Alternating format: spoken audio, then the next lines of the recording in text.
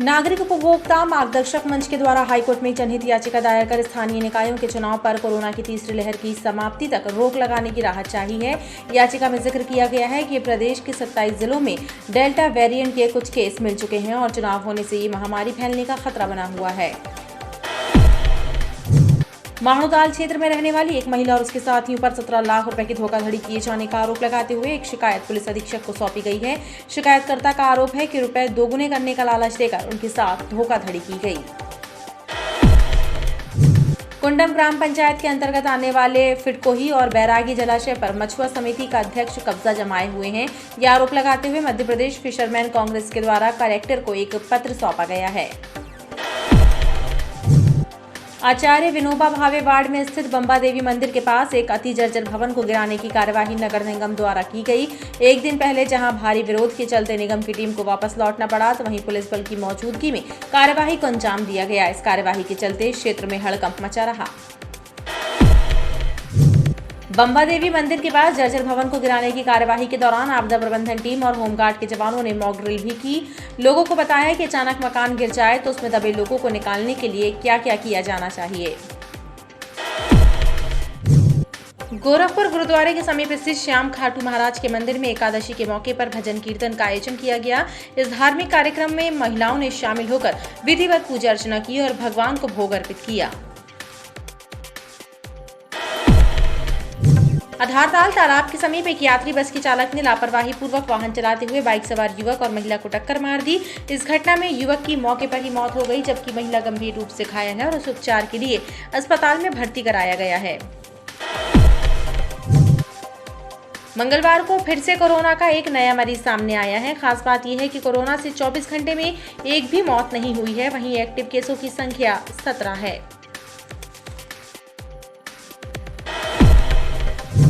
Crime branch Ladganj एवं Patan police ने अलग अलग स्थानों पर छापामार कार्यवाही करते हुए 2 सटोरियों को गिरफ्तार कर उनके कब्जे से 15,035 रुपए सहित 2 मोबाइल और सट्टा पट्टी जब्त की है।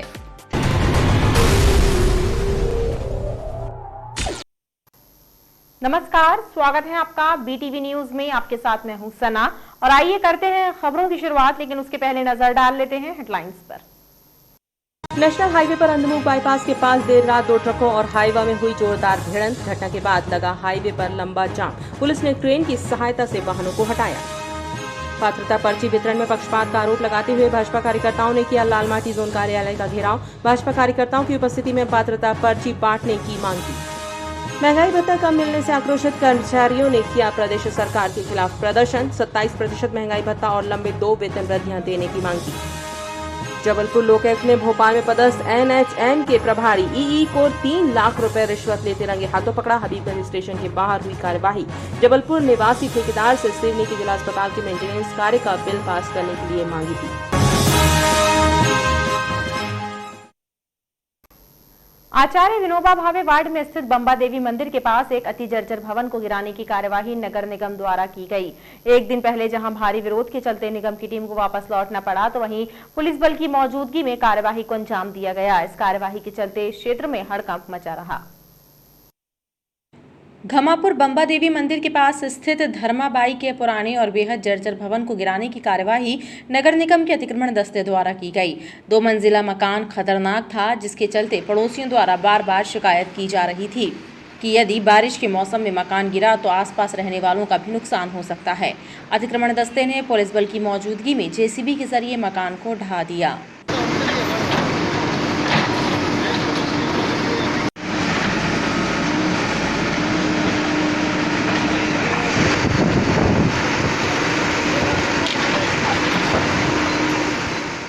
आयुक्त महोदय के निर्देशानुसार जर्जर भवन हटाने की कार्रवाई की गई, जिसमें धर्माबाई बंबा देवी मंदिर के सामने आचार्य विनोबा वार्ड में जर्जर भवन हटाने की कार्रवाई जैसा आप देख सकते हैं की गई। हाँ, विवाद की स्थिति उत्पन्न हुई थी, पर ठीक है, उसको जो है और ये लगभग निरंतर कार्य चलता रहेगा। हाँ, तकरीबन हमने 3 दर्जन से अधिक जर्जर मकान तोड़ दिए हैं। शहर के भीतर करीब 150 से ज्यादा जर्जर और खतरनाक भवन नगर निगम के द्वारा चिन्हित हैं, जिनके गिरने से जनहानि का खतरा है। हर वर्ष जर्जर भवनों को तोड़ने की कार्यवाही गर्मी के मौसम में की जाती है, लेकिन इस वर्ष यह कार्य विलंब से प्रारंभ हो पाया है। अधिकारियों का कहना है कि कार्यवाही निरंतर जारी रहेगी।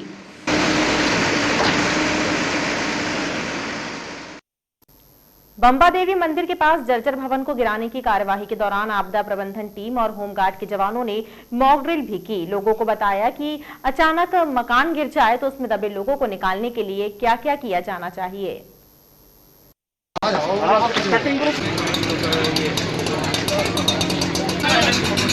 मकान के मलबे में दबे 2 लोगों को सुरक्षित निकालने और हॉस्पिटल पहुंचाने की कोशिश करते ये जवान एसडीआरएफ और होमगार्ड के जवान हैं, जो संयुक्त रूप से लोगों की जान बचाने की कोशिश कर रहे हैं।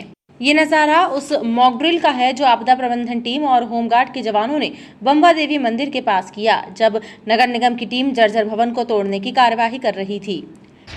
ये नगर निगम प्रशासन से सूचना प्राप्त हुई कि बंबा देवी मंदिर के पास एक जर्जर मकान है, उसमें उसको गिराया जाना है, जिस हेतु डेमोस्ट्रेशन की कार्रवाई आज की गई है। ऐसे डेमोस्ट्रेशन में 2 व्यक्ति जो है वो मकान के अंदर थे, जिनको एसडीआरएफ और होमगार्ड की टीम द्वारा जो है सकुशल सुरक्षित बाहर निकाल दिया गया और उनको फर्स्ट एड देकर जो है निकटतम चिकित्सालय में पहुँचाया गया एम्बुलेंस के थ्रू। इस मॉक ड्रिल को देखने के लिए क्षेत्र में देर तक मजमा लगा रहा। नागरिक उपभोक्ता मार्गदर्शक मंच के द्वारा हाईकोर्ट में एक जनहित याचिका दायर कर स्थानीय निकायों के चुनाव पर कोरोना की तीसरी लहर की समाप्ति तक रोक लगाने की राहत चाही है। याचिका में जिक्र किया गया है कि प्रदेश के 27 जिलों में डेल्टा वेरिएंट के कुछ केस मिल चुके हैं और चुनाव होने से ये महामारी फैलने का खतरा बना हुआ है। नागरिक उपभोक्ता मार्गदर्शक मंच द्वारा एक जनहित याचिका मध्य प्रदेश उच्च न्यायालय में दायर करते हुए आगामी दिनों में संपन्न होने वाले स्थानीय निकायों के चुनावों पर रोक लगाने की राहत चाही है। याचिकाकर्ता पीजी नाच पांडे ने बताया कि विश्व स्वास्थ्य संगठन सहित अन्य संस्थाओं ने भी कोरोना की तीसरी लहर आने का दावा किया है और कई राज्यों में इसके मरीज भी सामने आए हैं। ऐसे में चुनाव कराना उचित नहीं है। उन्होंने पश्चिम बंगाल में हुए चुनावों का भी हवाला दिया है। हमारा कहना ये था कि जब कोरोना की तीसरी लहर आने वाली है तो ऐसे भी चुनाव करना वो खतरनाक होगा।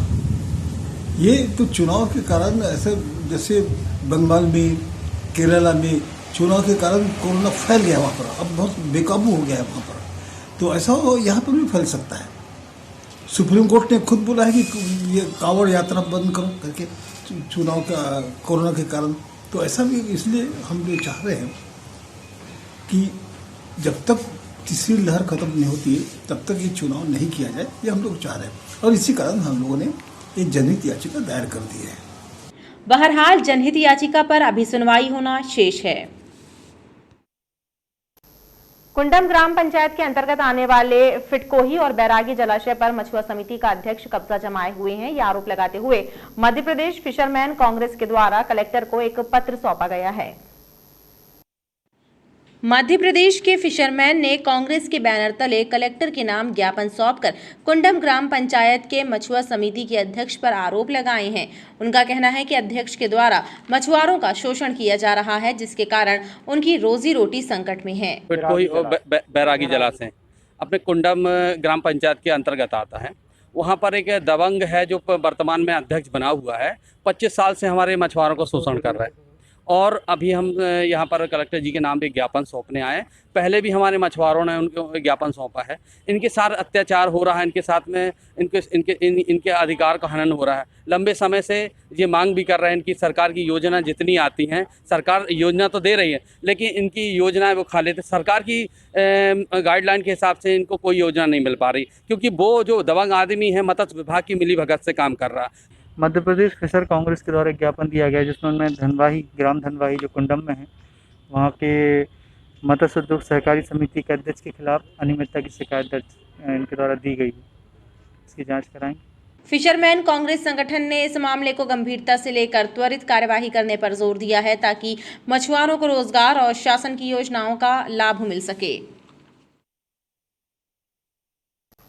माड़ोताल क्षेत्र में रहने वाली एक महिला और उसके साथियों पर 17 लाख रुपए की धोखाधड़ी किए जाने का आरोप लगाते हुए एक शिकायत पुलिस अधीक्षक को सौंपी गई है। शिकायतकर्ता का आरोप है कि रुपए दोगुने करने का लालच देकर उनके साथ धोखाधड़ी की गई है।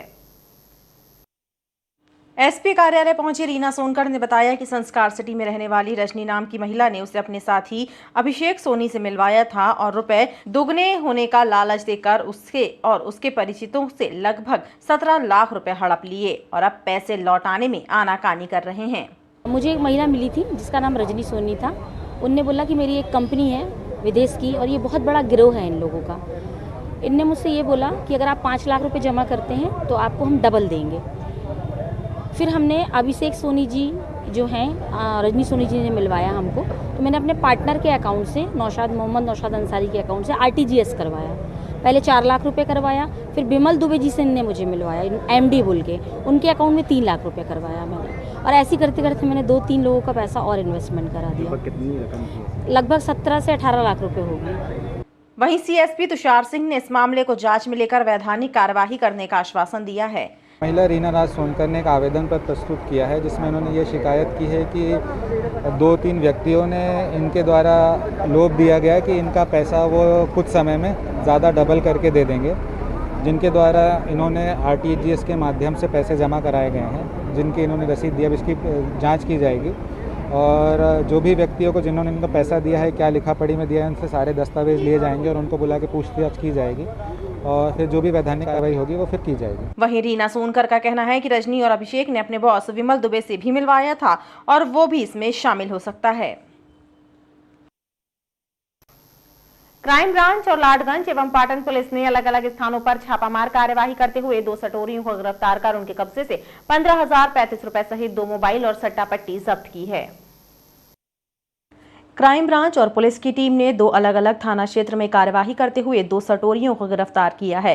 पुलिस के अनुसार लाडगंज थाना अंतर्गत पुष्पनगर यादव कॉलोनी में रहने वाले भैरवनाथ को गिरफ्तार कर उसके कब्जे से 11,900 रुपए और एक मोबाइल जब्त किया गया है। वहीं पाटन में बस स्टैंड में निर्माणाधीन मंदिर में सट्टा खिला रहे संदीप ठाकुर को गिरफ्तार कर उसके कब्जे से सट्टा पट्टी सहित 3,135 रुपए और एक मोबाइल जब्त किया है।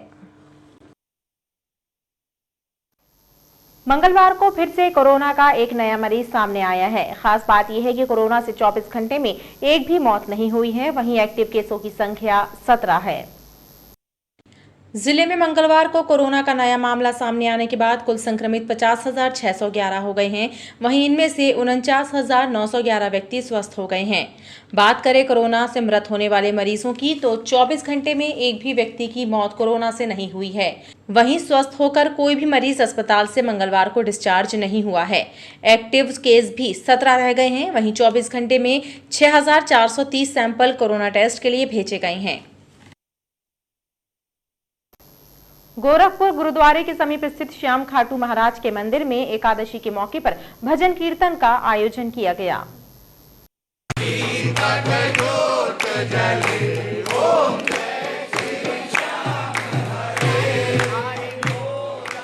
इस धार्मिक कार्यक्रम में महिलाओं ने शामिल होकर विधिवत पूजा अर्चना की और भगवान को भोग अर्पित किया। मंदिर समिति के सदस्यों ने बताया कि देवशायनी एकादशी के उपलक्ष्य में कार्यक्रम का आयोजन हुआ।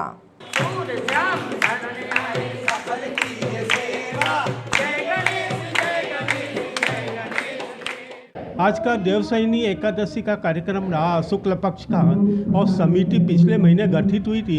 उसके बाद ये पहली बार कार्यक्रम हुआ है, इसलिए इसका महत्व समिति को ध्यान में रखते हुए यह किया गया है और इसका शुभारंभ किया गया है, जिससे अगले महीने से कृष्ण पक्ष एकादशी पे यह कार्यक्रम परंपरा रूप से चलता रहे।